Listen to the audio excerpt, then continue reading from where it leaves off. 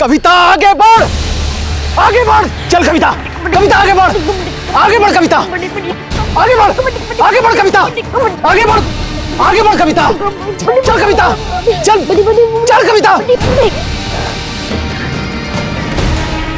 प्रवीण, तू अपनी बहन को कमजोर बना रहा है। ऐसा करेगा तो लड़ना कैसे सीखेगी? मैंने देखा तूने ग्रिप ढीला किया था। कविता, अपना जिंदगी का जंग खुद लड़ना पड़ता है बेटा। अपना जीत का रास्ता तुझे खुद बनाना होगा।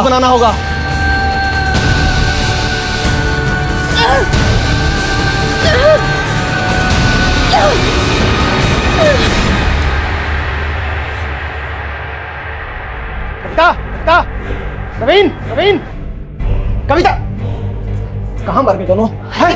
अपने बच्चों को काहे कोस रहे हैं? कोस रहे हैं? इतना देर से ग्राउंड में इंतजार कर रहे हैं, काहे नहीं भेजिए प्रैक्टिस करने के लिए? हम काहे रोकेंगे? अरे क्या हुआ? बाबा, भैया गिर गए थे, अब वो प्रैक्टिस नहीं कर पाएंगे। बैठाओ इसे, हम अभी हल्दी लेकर आते हैं। शाबाश बेटा, तुमसे यही उम्मीद की जा सकती है। हम तुम दोनों का गेम पर मेहनत कर रहे हैं ताकि स्कूल का कबड्डी टीम में तुम लोग का सिलेक्शन हो जाए, और तुम कबड्डी तो तब खेलेंगे ना जब ढंग का खुराक मिलेगा। आओ बैठो। और वैसे भी आप कौन सा खिलाड़ी बन गए? हाँ, नहीं बन पाए खिलाड़ी, काहे कि हमारा बाप हमको प्रोत्साहन नहीं दिया। लेकिन तुम ऐसी माँ हो ना जो नहीं चाहती कि तुम्हारे बच्चों का नाम हो दुनिया में। सपने दिखाना बंद कीजिए, और इस खेल से वैसे भी किसी का पेट नहीं भरने वाला।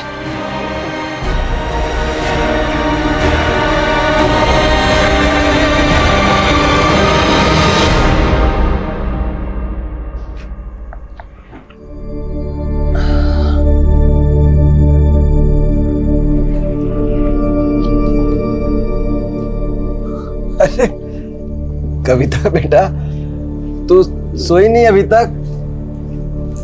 बाबा, आप भैया से अभी भी नाराज हैं? बाबा, भैया कबड्डी प्लेयर नहीं बनना चाहते, इसलिए वो प्रैक्टिस से भागते हैं। और तू कबड्डी प्लेयर बनेगी ना बेटा? तू अपने बाबा का सपना पूरा करेगी ना? हाँ बाबा, पर आप ये शराब पीना छोड़ दीजिए बाबा। हम अंदर से टूट रहे हैं बेटा। हम तुम लोग के लिए कुछ नहीं कर पाए ना, इसलिए शराब पी लेते हैं। पर प्रॉमिस, तू जिस दिन बड़ा कबड्डी प्लेयर बनेगी ना, हम शराब छोड़ देंगे।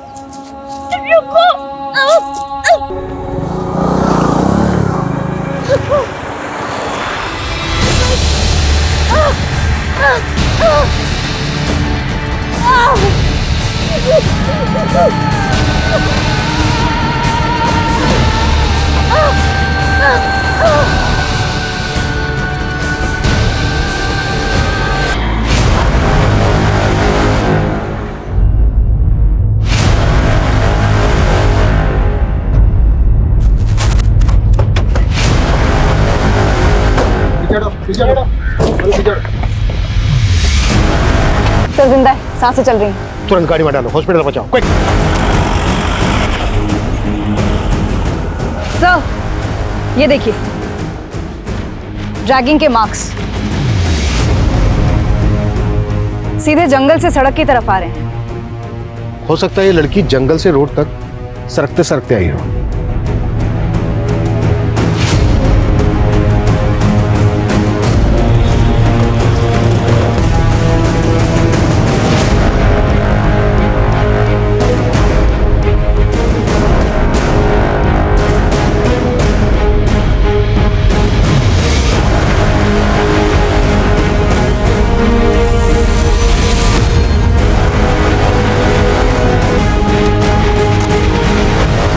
सर ड्रैगिंग के मार्क्स यहीं से शुरू होते हैं, इसके आगे कहीं भी ड्रैगिंग के मार्क्स नहीं है। लगता है घटना यहीं घटी है। उधर शराब की बोतलें और खाना देखकर लगता है किसी शराबी जुआरी ने इस घटना को अंजाम दिया है। लेकिन कोई रैंडम ऑफेंडर लड़की के हाथ पैर बांध के ऐसे क्यों छोड़ेगा? फिर भी इस तरह के सभी लोगों को राउंड अप करो और लड़की की पहचान पता करने की कोशिश करो।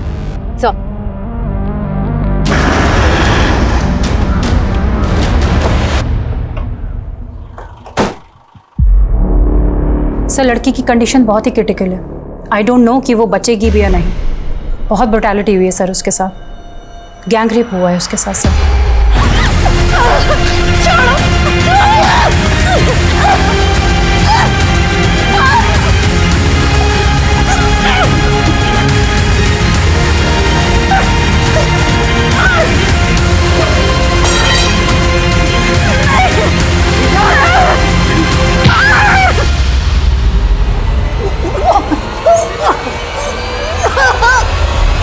सर जब लड़की को एडमिट किया गया था उसके कपड़े गीली मिट्टी से सने हुए थे, जिससे रेपिस्ट का डीएनए वाइप आउट हो गया। सर बहुत टॉर्चर हुआ है उसके साथ। उसकी बॉडी को जगह जगह से काटा गया है। उसमें नमक मिर्ची छिड़की गई है सर। कई जगह तो सिगरेट बर्ड से जलाने के निशान है। Sir it's a terrible case. Sir I am very surprised. इतना सब कुछ हो जाने के बाद भी लड़की ने अपने सांसें नहीं टूटने दी। लड़की वाकई बहुत हिम्मत वाली है, तभी तो इतनी बुरी हालत होने के बावजूद खुद को 200 मीटर ड्रैग करते हुए रोड तक आ गई। लेकिन एक बात समझ में नहीं आ रही है, क्रिमिनल्स ने उसको इतना टॉर्चर किया, फिर उसको जिंदा क्यों छोड़ दिया होगा?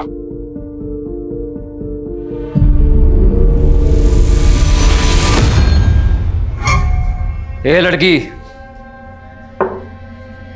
ए चल निकल, छोड़ दिया तुझे, जा जा।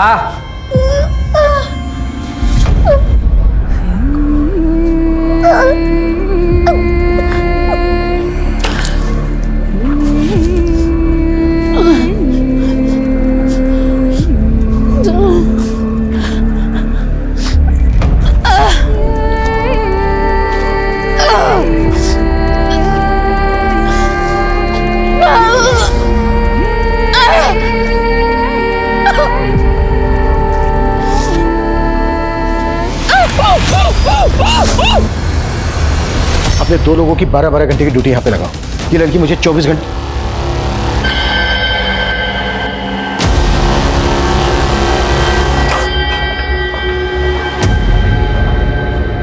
सिस्टर, इनका हाथ ऐसे ऐसे सीधा करना है। राकेश, फोटो लो।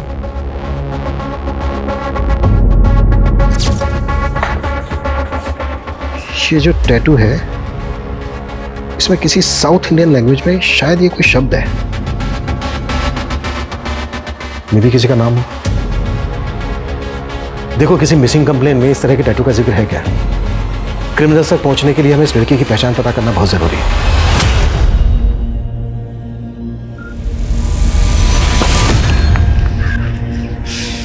पापा का सपना था कि तो स्कूल की कबड्डी टीम में चुनी जाए, लेकिन अब हाल ये है कि स्कूल का फीस नहीं भरा तो स्कूल से नाम कट जाएगा। भैया क्यों ना हम पढ़ाई के साथ साथ कोई और काम ढूंढ ले। बाबा का सपना भी तो पूरा करना है। हम दोनों मिलकर माँ का हाथ बटाएंगे।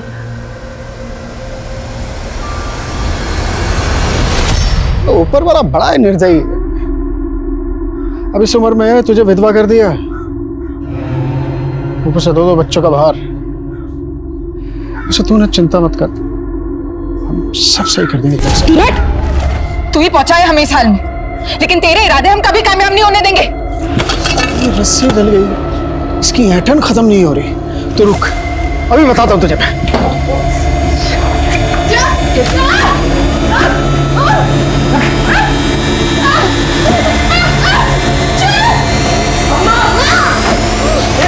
निकलो, हटो यहाँ से, हटो,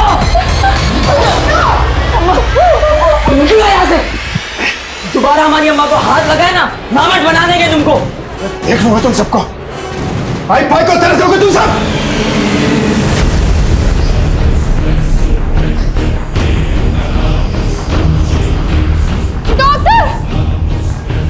क्या हुआ? तुम इंजेक्शन रेडी करो फटाफट।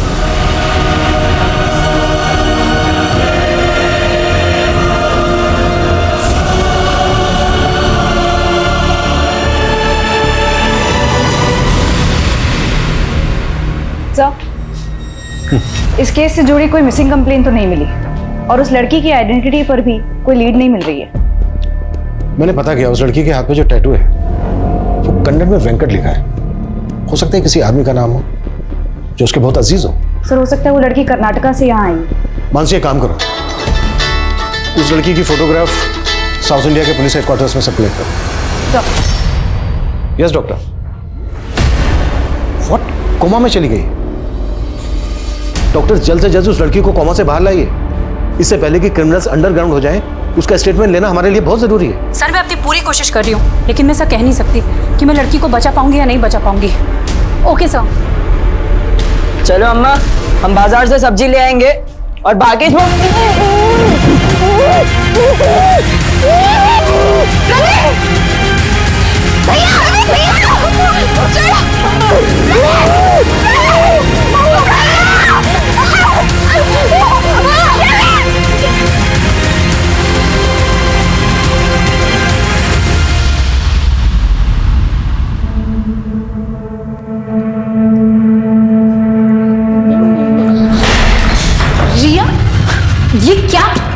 ये क्या किया तूने? कहा था ना तुझे अपनी बेटी को काम पर मत लेके आना। अब इस नुकसान की भरपाई कौन करेगा? हाँ बेटा तू थोड़ा ध्यान रखा कर, ऐसी गलती होगी तो कौन काम पे रखेगा बता। एक काम भी छूट गया ना तो घर चलाना मुश्किल हो जाएगा। समझ नहीं आ रहा कि तुझे घर पर कैसे अकेले छोड़ के जाऊं। मम्मी मैं अकेली रह लूंगी, अब मैं बड़ी हो गई हूँ। तुम नहीं जानती कि दुनिया कितनी खराब है। मुझे आज भी याद है कि मैंने कितना सहा जब मैं छोटी थी। कविता का एक संसार था, लेकिन मुश्किल के वक्त में वो अकेले लड़ रही थी अपनी मौत के साथ। पुलिस को लग रहा था कि वेंकट कविता का कोई अजीज होगा, लेकिन अब तक पुलिस ऐसे किसी वेंकट को नहीं ढूंढ पाई थी जो कविता को जानता हो। कविता के गुनहगार उसके अपने थे या कोई गैर? दूर मुझसे,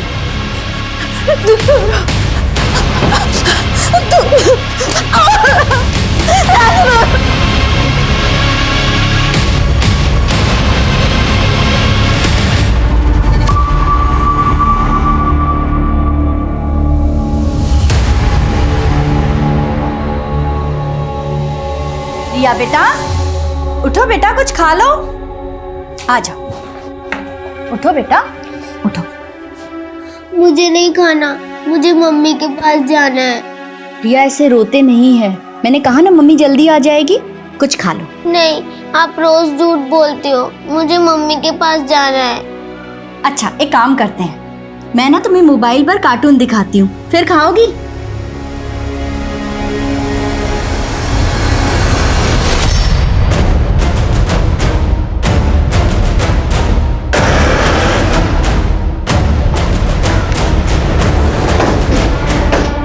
सर मैं नंदा, मैंने ही आपको फ़ोन किया था। वो जब मैंने कविता की फ़ोटो देखी, कविता मेरी किराएदार है और यहाँ अपनी बच्ची के साथ रहती है। इधर आओ बेटा। सर वो जब से कविता गई है तब से ही ऐसी डरी डरी सी ही रहती है। कविता का पति कहाँ रहता है? वो यहाँ नहीं रहता।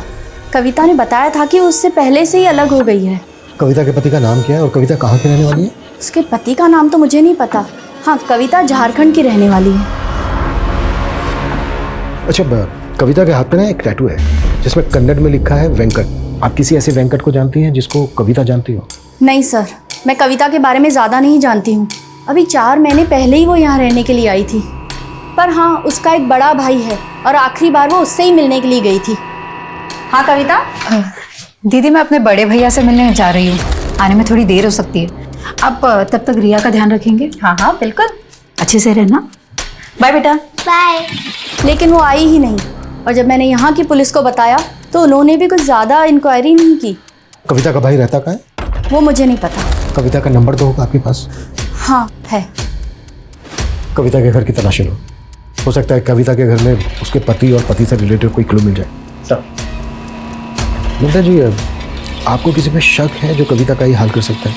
हाँ सर, एक आदमी है मंगल, और मैंने उसके बारे में पुलिस को भी बताया था, पर 2 महीने हो गए पुलिस उसे ढूंढ ही नहीं पाई। ढूंढ नहीं पाए मतलब? ये कौन है मंगल? क्या किया था इसने ऐसा? सर, 1 नंबर का नशेड़ी है, पूरा मोहल्ला उससे परेशान रहता है।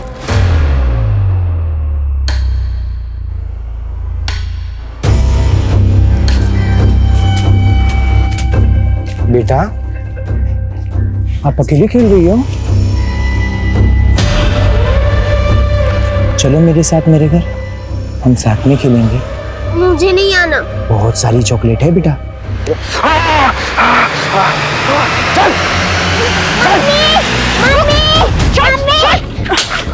तेरी हिम्मत कैसे हुई मेरी बेटी को हाथ लगाने की? तुम दोनों को अभी अंदर करवाती हो। रुको। ठीक हो तुम? लोकल पुलिस से कांटेक्ट करो, पता करो ये मंगल कौन है, इसकी पूरी हिस्ट्री निकालो।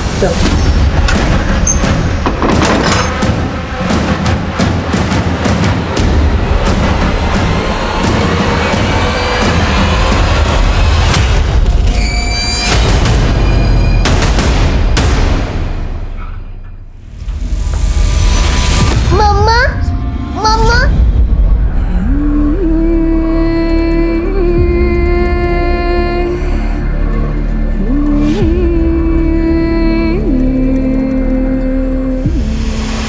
सर, गाजियाबाद पुलिस से मंगल और उसके दोस्त पिंटू का फोटो मिला है। कविता के गायब होने पर नंदा ने इन्हीं दोनों पर आरोप लगाया था। मंगल,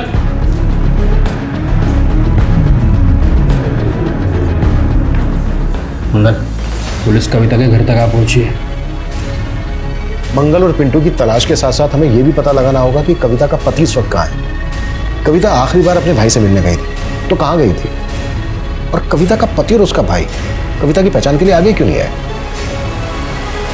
कविता के घर से हमें ये 2 फोटोग्राफ मिले थे। हमें यह भी पता लगाना होगा कि कविता के साथ इनका क्या रिश्ता है। रिया बेटा, आप इनको जानते हो? कौन है ये? ये मेरे पापा है। अच्छा, तो ये आपके पापा हैं। बेटा नाम क्या है इनका? संपत। अच्छा बेटा, आपके पापा आपके साथ क्यों नहीं रहते? प्रिया, जो मैं कह रही हूँ उसे हमेशा याद रखना। अगर तुम्हें कोई भी छूता है तो तुम्हें पता होना चाहिए कि किस इरादे से छू रहा। अगर कोई तुम्हें यहाँ छू या ऐसे पकड़े तो समझ लेना वो ठीक नहीं है, गलत है। वहां से भाग जाना या मदद के लिए जोर से चिल्लाना ठीक है। ये क्या ज्ञान दे रही है तू इसको? रिया, तुम अंदर जाओ। मैं तो रिया को अच्छा ही ज्ञान दे रही हूँ, लेकिन आप क्या सिखा रहे हो रिया को? शराब पीकर घर आते हो, बीवी के रहते हुए पराई लड़कियों पे आंखें काटते हो। रिया पे क्या असर पड़ रहा है, कभी सोचा है आपने? चुप कर। तुझे अगर मेरे से इतनी दिक्कत हो रही है ना तो छोड़ के चली जा। क्यों पड़ी है यहाँ पे? हाँ, जल्दी चली जाऊंगी। वैसे भी ऐसे माहौल में मैं अपनी बेटी को नहीं पालना चाहती। जबान लड़ाती है। अच्छा बेटा, जब आप अपने पापा के साथ रहती थी तो कहाँ पर रहती थी? वो भगवती नगर। भगवती नगर में बेटा कहाँ पर? आपको पता मालूम है?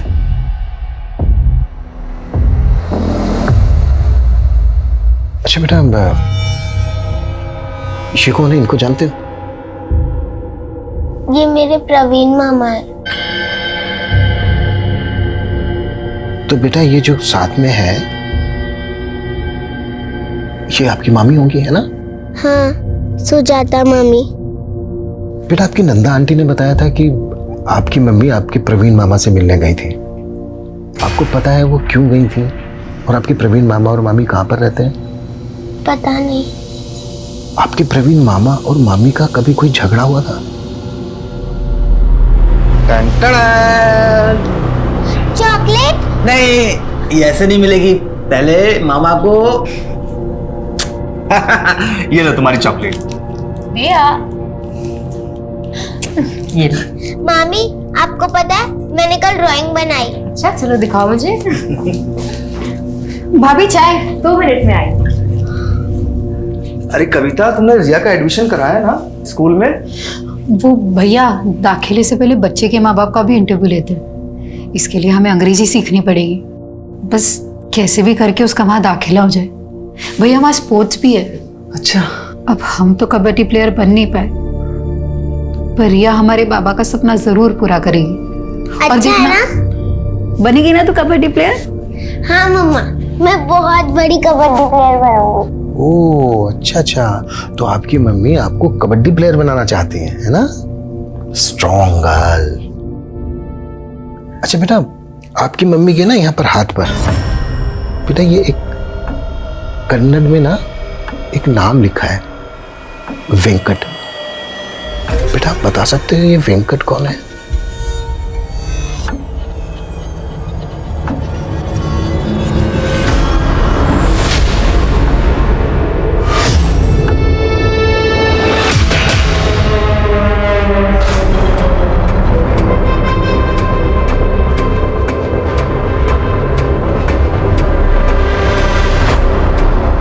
जी नमस्ते साहब, हम आपका जुगाड़ सेट कर दिए साहब, रात को पहुंच जाएगा आपके पास।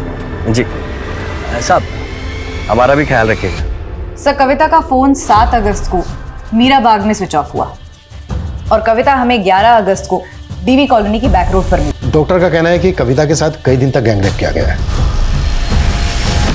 पॉसिबल है 7 अगस्त से लेकर 11 अगस्त तक लगातार कविता को टॉर्चर किया जा रहा हो। अच्छा, कविता के कॉल रिकॉर्ड्स में कविता के पति संपत, उसके भाई प्रवीण और वेंकट के नंबर मिले क्या? इनके नंबर्स तो नहीं मिले, लेकिन सुजाता का नंबर मिला है। सुजाता ये कविता के भाई प्रवीण की वाइफ? Yes sir.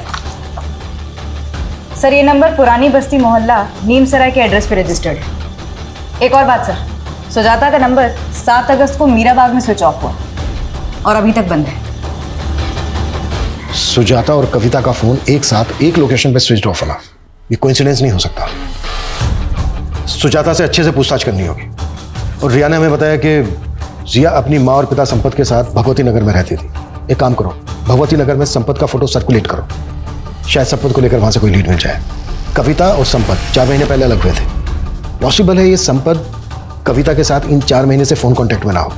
कविता के 4 महीने पहले के कॉल रिकॉर्ड्स निकलवाओ, उसमें शायद हमें संपत, प्रवीण और वेंकट के नंबर मिल जाए। सर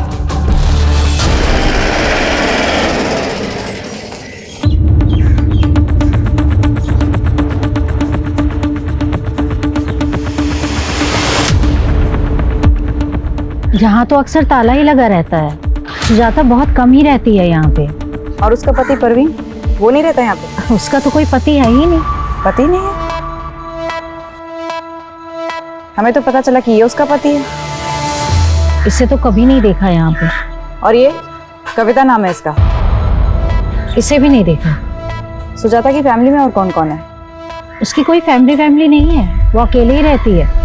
और जब भी आती है तो नए नए आदमी आते जाते रहते हैं।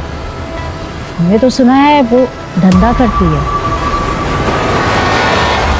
What? सुजाता एक प्रोस्टिट्यूट है? कविता और सुजाता का फोन एक साथ 7 अगस्त को मीरा बाग में स्विच ऑफ हुआ था। मैंने कहा था ना, ये कोइंसिडेंस नहीं हो सकता। सुजाता इस वक्त हमारी प्राइम सस्पेक्ट है। हमें सुजाता और प्रवीण दोनों को ढूंढना होगा। और थोड़ा देना, बाद में दूंगा भाई। अरे मंगल मांग रहा है। समझा दे। देख पुलिस, अबे भाग।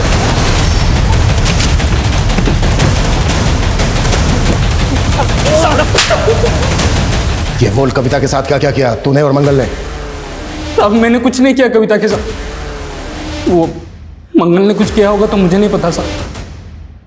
मंगल का है? मैं नहीं जानता साहब मंगल का है। जब तक ये मंगल का पता ना बता दे कुटफ साले। साहब मैं सच में नहीं पता साहब। सर स्कॉच सर्विसेज के एक वेब पोर्टल पर सुजाता का फोटो मिला, ये देखिए। बुक करो इसे और ट्रैप करो। संपत के बारे में कुछ पता चला? सर उसके झारखंड वाले घर में भी ताला लगा हुआ है। झारखंड पुलिस से पूछा तो पता चला कि संपत दिल्ली के किसी बार में वेटर है, लेकिन कौन से बार में ये नहीं मालूम चला। तो मालूम करो संपत क्यों और किस मकसद से गायब है। कहीं ऐसा तो नहीं है कि वो इस केस का राजदार है?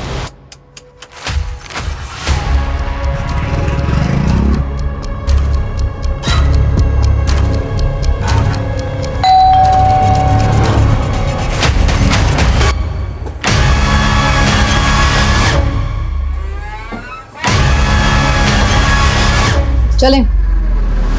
नहीं सर, आप जिस नंबर की बात कर रहे हैं वो मैंने ही इस्तेमाल करती थी।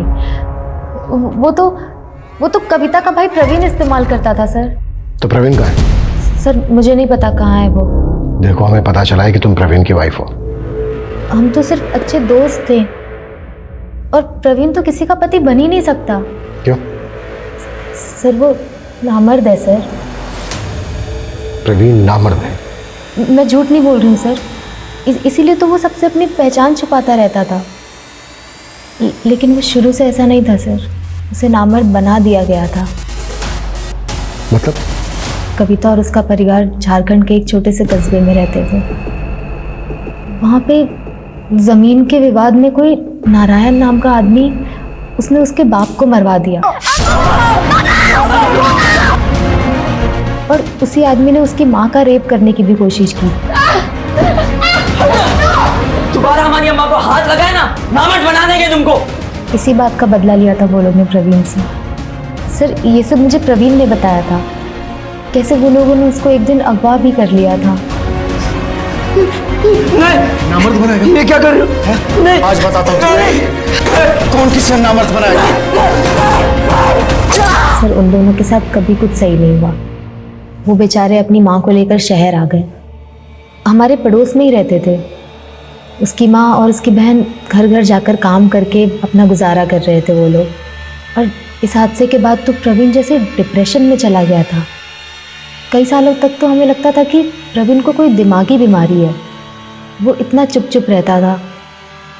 सर कविता ने मुझे कभी नहीं बताया कि प्रवीण के साथ क्या हुआ है, लेकिन मैं मन ही मन प्रवीण को पसंद करती थी। और फिर एक दिन मैंने उसे बाजार में इसे देखा। जब उसकी माँ गुजर गई और कविता की भी शादी हो गई, उसके बाद तो प्रवीण और भी अकेला हो गया था। लेकिन मैंने एक सच्चे दोस्त के नाते उससे मिलना बंद नहीं किया। वो तो कविता के बेटी और उसके पति को भी अपनी सच्चाई नहीं बताया। उन्हें यही लगता है कि मैं उसकी बीवी हूँ। लेकिन तुमने अभी तक ये नहीं बताया कि प्रवीण कहाँ है। सर कई महीनों से मैं प्रवीण से नहीं मिली हूँ। कविता का पति कहाँ है अब? इस बारे में मुझे नहीं पता सर। कविता कौन से गांव की रहने वाली है? गोदा गांव के रहने वाले हैं वो लोग। कविता के हाथ में यहाँ टैटू है एक, जिसमें कन्नड़ में लिखा है वेंकट। ये वेंकट कौन है? मुझे नहीं पता सर।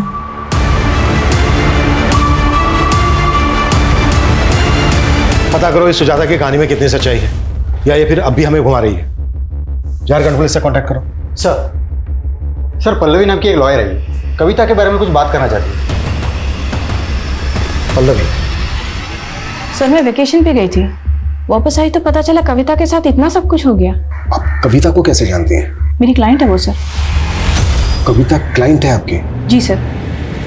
कविता का रेप हुआ था सर, और वो चाहती थी कि मैं उसका केस लड़ूं। किसने किया था? रामबाग पुलिस स्टेशन के कांस्टेबल मुकेश ने सर। कविता उसके घर पे काम करती थी और इसी ने कविता का रेप किया सर।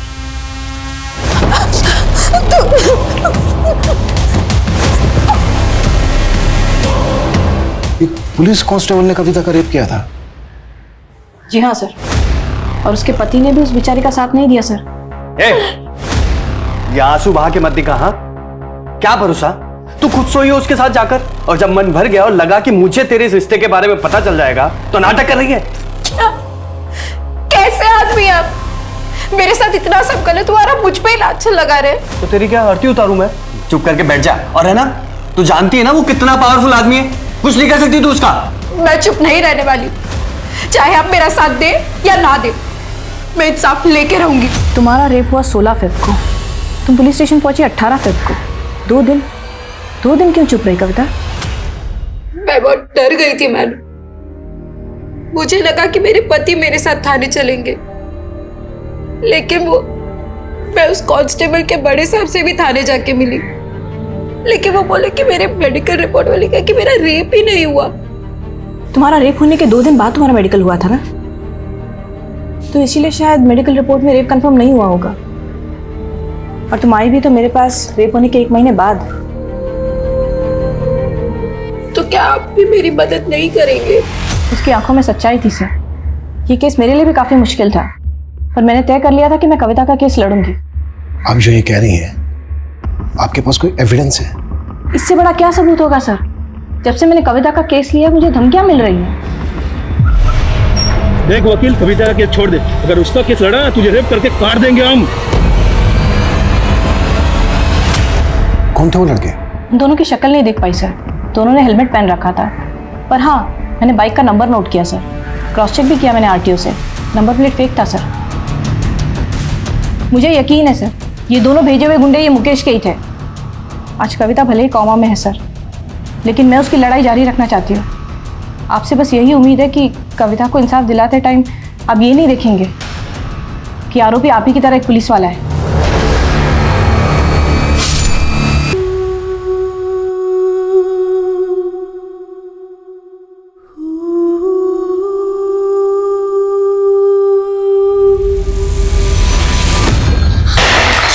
रिया, ये क्या किया तूने? कहा था ना तुझे अपनी बेटी को काम पर मत लेके आना। अब इस नुकसान की भरपाई कौन करेगा? हाँ, आखिरी बार बोल रही हूँ, इसे काम पे मत लेके आना। अरे इतना अच्छा शोपीस तोड़ दिया, देखो तो। बच्चे को क्यों डांट रही हो तुम? है छोटी सी चीज तो तोड़ी है। तू टेंशन मत ले, चाय बना के ला मेरे। जी सर। सर, हमने इस केस को बहुत अच्छे से इन्वेस्टिगेट किया था। कविता के आरोपों में कोई सच्चाई नहीं थी, सरासर झूठ बोल रही थी वो। कहीं ऐसा तो नहीं है कि तुम कांस्टेबल मुकेश को बचा रहे हो? सर, मैं किसी को नहीं बचा रहा हूँ। हाँ, मुझे अभी पता चला है कि कविता के साथ गैंग रेप हुआ है। I am sorry for that. लेकिन ये साबित नहीं हुआ था कि मुकेश ने कविता का रेप किया था, बल्कि उसके पति ने भी उसके खिलाफ गवाही दी। क्या है ना साहब, मेरी बीवी हमारी बेटी को अंग्रेजी मीडियम में भेजना चाहती, तो इसलिए ज्यादा से ज्यादा पैसा जुटाने में लगी रहती है साहब। मतलब असल में कोई रेप नहीं हुआ उसके साथ? वो बोल तो रही है उसका रेप हुआ है, पर मुझे नहीं लगता। सर, जब कविता का हस्बैंड ही उस पर डाउट कर रहा था, हम भरोसा कैसे करते? और सर, उसके मेडिकल रिपोर्ट से भी यह स्पष्ट नहीं होता है कि उसके साथ रेप हुआ था।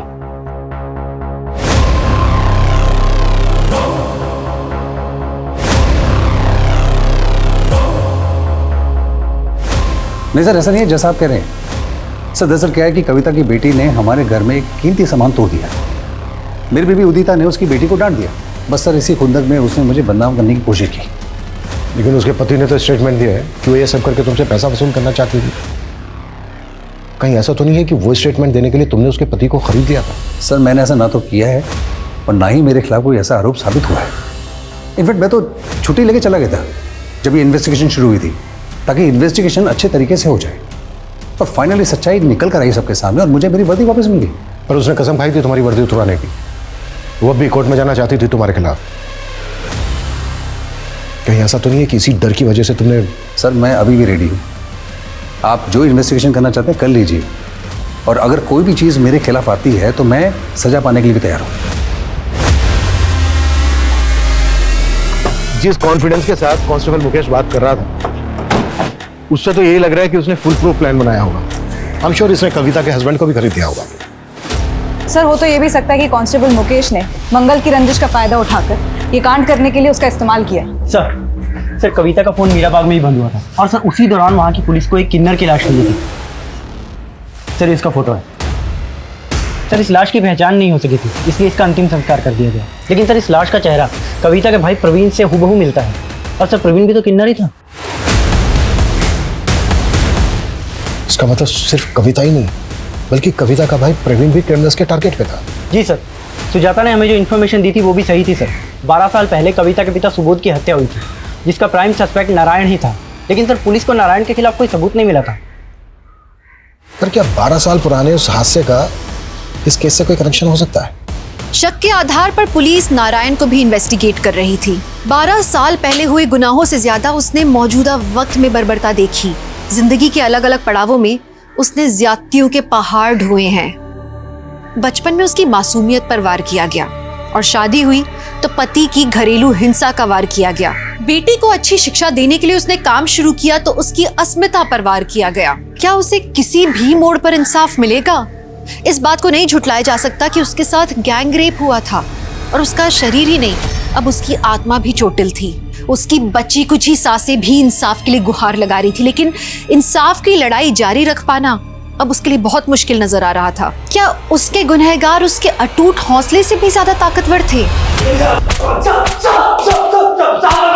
राकेश, 7 अगस्त को कविता को अपनी किस पार्टी के पास भेजा था तूने जिसने उसका यह हाल किया? साहब मैं मानता हूँ मैं गलत आदमी हूँ। ये लड़कियों का धंधा करता हूँ, पर साहब मैंने कविता के साथ कुछ भी गलत नहीं किया। कांस्टेबल मुकेश से कितने पैसे लिए तूने? साहब मैंने कोई पैसे नहीं लिए साहब। तो तुझे यकीन था कि कविता का रेप नहीं हुआ? साहब तब यकीन नहीं था, पर अब लग रहा है बहुत बुरा हुआ उसके साथ साहब। साहब लेकिन मैं इसमें शामिल नहीं हूँ साहब, सब सच बोल रहा हूँ, माँ का सब साहब। वेंकट कौन है? वेंकट? हाँ वेंकट, कविता के हाथ पे कन्नड़ में लिखा है वेंकट, कौन है ये? हाँ साहब वो कविता के कलाई पे साउथ इंडिया भाषा में कुछ लिखा तो था, पर साहब मुझे नहीं पता वो वेंकट लिखा था साहब। साहब वो बोली थी वो शादी के पहले का लिखा था, उसकी माँ के साथ कर्नाटका गई थी तो मंदिर के बाहर गुदवाया था। ये मंगल तेरे रैकेट का हिस्सा है ना? मैं नहीं जानता साहब किसी मंगल को।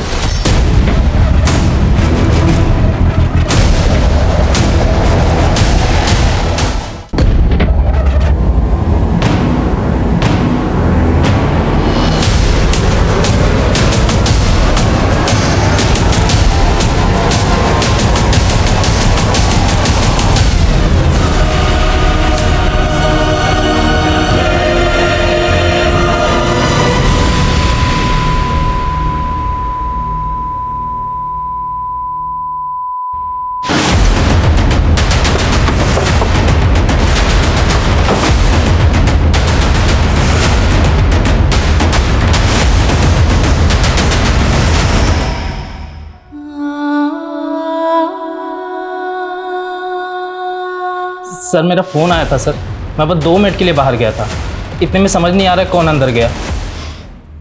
तुम्हारे इस फोन और 2 मिनट के चक्कर में एक इंसान की जान चली गई। सीसीटीवी फुटेज निकलो। सर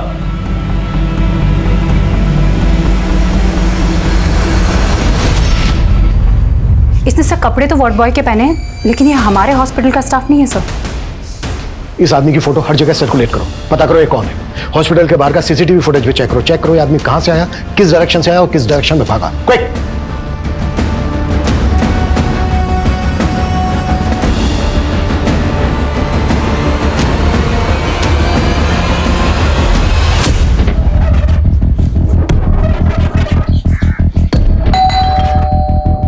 सर फोन ट्रेस हो गया है, उसकी लोकेशन।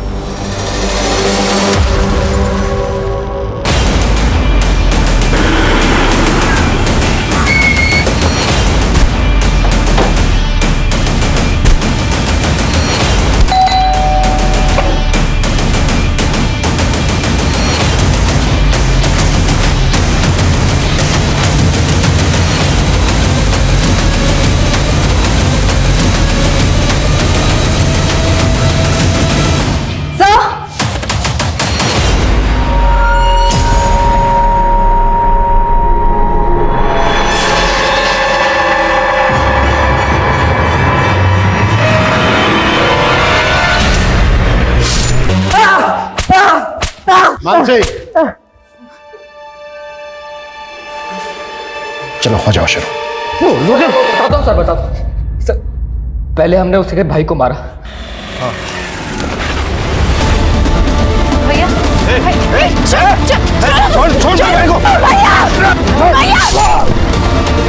और फिर उसे उठा के अपने फार्म हाउस ले गए। 2 दिन तक हमने उसे बहुत तड़पाया, फिर उसे छोड़ दिया।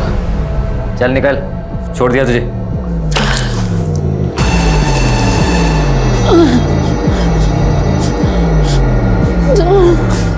हमने सोचा कहीं उसने मुंह खोल दिया तो, इसलिए उसको फिर से उठा लिया और उसके साथ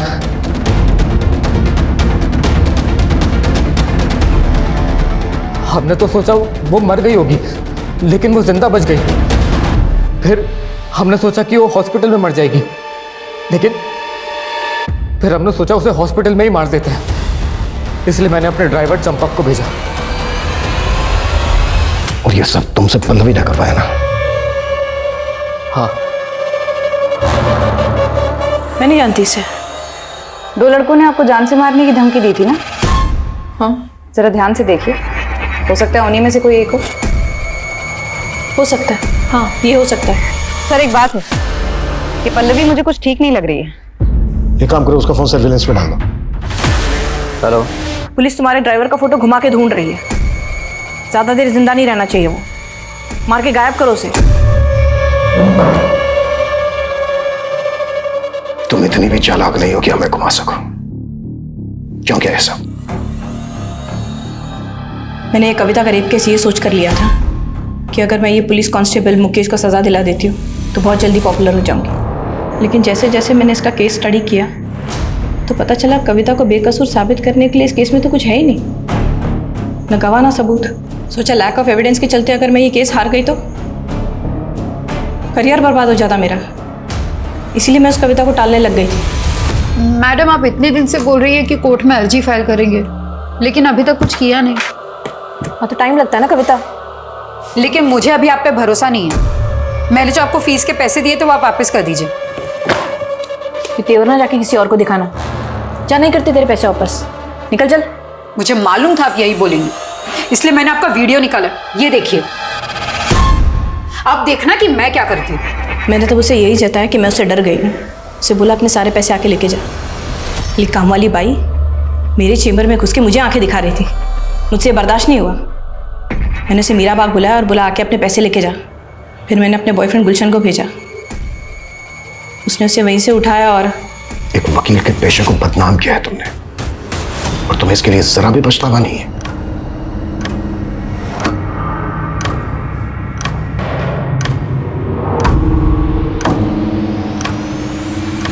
हम अक्सर देखते हैं कि इंसाफ की लड़ाई सौदेबाजी का व्यापार बन जाती है। सच को अक्सर मक्कारी से दबा दिया जाता है, जो हमारे मन में कानून के लिए अविश्वास पैदा करता है। यही वजह है कि पल्लवी से धोखा खाने के बाद भी कविता ने कानून का दरवाजा नहीं ठकठकाया और उसके बाद उसके छल में फंसकर अपनी जान गंवा दी। लेकिन कविता का इंसाफ आज भी अधूरा है। मंगल तो पुलिस की गिरफ्त में आ गया, लेकिन मुकेश आज भी सलाखों के पीछे नहीं पहुंच पाया। कविता का अंत इसलिए भी दर्दनाक है क्योंकि उसकी बेटी रिया इतनी छोटी सी उम्र में अकेली हो गई। रिया का भविष्य कैसा होगा ये सोच के भी डर लगता है, क्योंकि इस दुनिया में एक बच्ची के लिए, एक औरत के लिए जैसे दिन ब दिन वहशियत बढ़ती ही जा रही है। लेकिन नहीं, अब और सहन नहीं करेंगे। औरत खुद के लिए अब अपनी दुनिया बदलेगी। एक औरत ही औरत का साथ देगी, तब असल में बदलाव होगा। तो चलिए, मैं दिव्यांका त्रिपाठी दहियाब लेती हूँ आपसे विदा। फिर मिलूंगी एक नए केस के साथ। तब तक देखते रहिए क्राइम पेट्रोल सतर्क, विमेन अगेंस्ट क्राइम। एक औरत पर वार, अब हर औरत का भार। स्वस्थ रहिए, सतर्क रहिए।